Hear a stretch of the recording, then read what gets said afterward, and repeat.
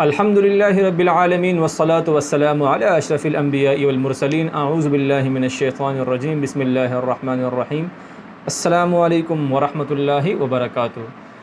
رحمانی official channel میں تمام دوستوں کو خوش آمدید کہتے ہیں۔ میں ہوں آپ کا دوست عرفان اللہ رحمانی۔ آج کا جو ہمارا ٹاپک ہے قرآن عربی کورس میں، وہ ہے قرآن کتنے چیزوں کا مجموعہ ہے۔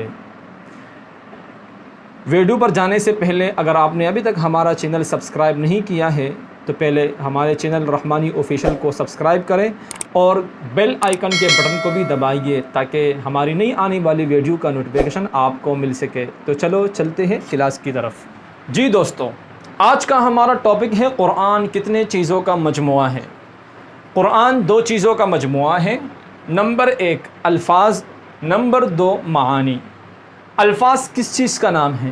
الفاظ کے علم کو کہتے ہیں علم تجوید۔ الفاظ جاننے کو علم تجوید کہتے ہیں۔ علم تجوید کیا چیز ہے؟ قرآن کریم میں جتنے حروف ہیں ان کی کل تعداد ہے 29، اور ہر حرف کا جو مخرج ہے وہ الگ الگ ہے۔ ہر حرف کی ادائیگی وہ الگ الگ ہے۔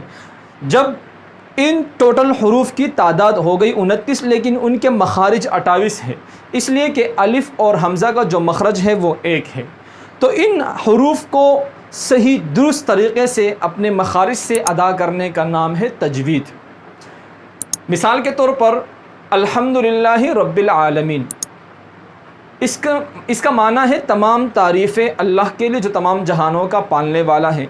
اگر کوئی شخص الحمد کی جگہ الحمد پڑھے، نعوذ باللہ اس کا معنی ہو جائے گا کہ تمام کا تمام دعا اللہ تعالیٰ کے لیے جو تمام جہانوں کا پالنے والا ہے۔ یعنی حرف کی تبدیلی سے، غلط ادائیگی سے معنی تبدیل ہو جاتا ہے۔ اور اسی طرح قرآن کریم کی دوسری آیت ہے قل هو اللہ احد۔ قل هو اللہ احد کا معنی ہے کہہ دیجئے کہ وہ اللہ ایک ہے۔ اگر کسی نے قل کی جگہ کل کہا، قل هو اللہ احد، نعوذ باللہ اس کا معنی ہو جائے گا، یعنی قاف کی جگہ کاف کہا، اس کا معنی ہے کہ کاؤ وہ اللہ ایک ہے۔ اسی طرح فَصَلِّ لِرَبِّكَ وَانْحَرْ، پس نماز پڑھیے اپنے رب کے لیے اور قربانی کیجیے۔ اگر کسی نے فَصَلِّ لِرَبِّكَ وَانْحَرْ کی جگہ وَانْحَرْ پڑھا تو اس کا معنی ہو جائے گا کہ پڑھو نماز اپنے رب کے لیے اور ڈانٹیے۔ نحر کہتے ہیں ہا کے ساتھ قربانی کرنا، اور نحر کہتے ہیں ڈانٹنا۔ اس لیے حروف کی درست ادائیگی کو کہتے ہیں تجوید، اور الفاظ اگر ہم جانیں گے، سمجھیں گے، صحیح طریقے سے ادا کریں گے تو ہمیں تجوید سیکھنا ضروری ہے۔ اس لیے الفاظ کا جاننا ضروری ہے۔ دوسرا چیز ہمارے پاس ہے معانی، کیونکہ قرآن دونوں چیزوں کا مجموعہ ہے۔ یہ دونوں چیزیں ایک دوسرے کے لازم اور ملزوم ہے، الفاظ اور معنی۔ ہم ایسا نہیں کر سکتے کہ الفاظ کو لے معنی کو چھوڑ دیں یا معنی کو لے الفاظ کو چھوڑ دیں، دونوں کو لینا پڑے گا، اور دونوں ایک دوسرے کے لیے لازم اور ملزوم ہے۔ معانی کے علم کو کہتے ہیں علم تفسیر۔ معانی جاننے کو علم تفسیر کہتے ہیں۔ اب دیکھتے ہیں تفسیر کیا چیز ہے۔ میں آپ لوگوں کو تفسیر آسانی سے سمجھاؤں، انشاءاللہ اس کی تفصیل آگے آئے گی۔ تفسیر اس کا مادہ ہے فسر، فا سین را، تین حروف ہے، فا سین را، فسر۔ اس کا مادہ ہے فسر، فا سین را۔ علماء نے اس کے مختلف معنی بیان کی۔ یہ باب تفعیل کا مصدر ہے اور اس کے مختلف معنی بیان کی ہے۔ وضاحت کرنا، صاف بات کرنا، مراد بیان کرنا، مقصد بیان کرنا، مطلب بیان کرنا، بے حجاب کرنا، مختلف قسم کے آسان معنی ہیں کہ بات کی وضاحت کرنا، بات یعنی مقصد بیان کرنا، اس کو کہتے ہیں تفسیر۔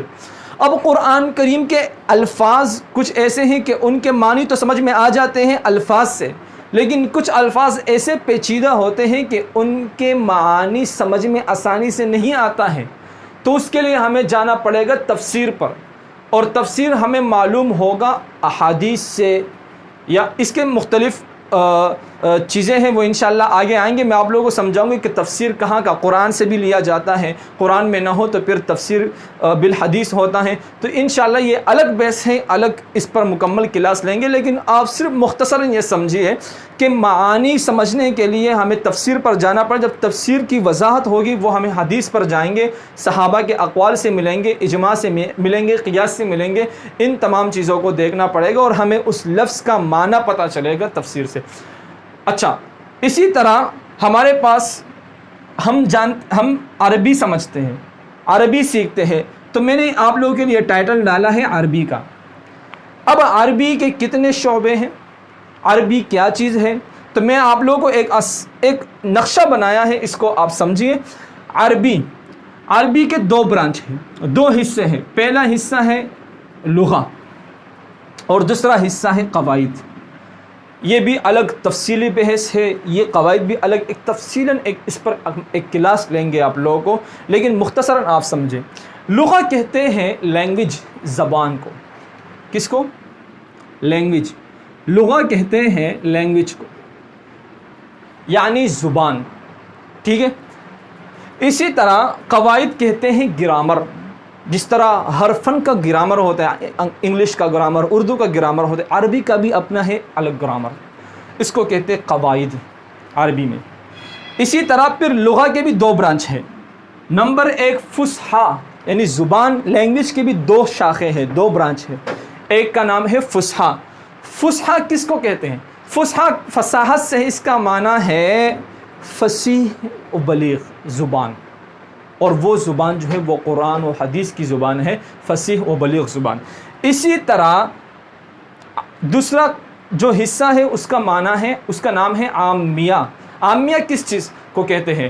عامیہ کہتے ہیں عوامی زبان جو عام ماحول میں بولی جاتی ہے, جو عام عربی ہوتی ہے, عام ماحول میں بولی جاتی ہے, اس کو کہتے ہیں عامیہ.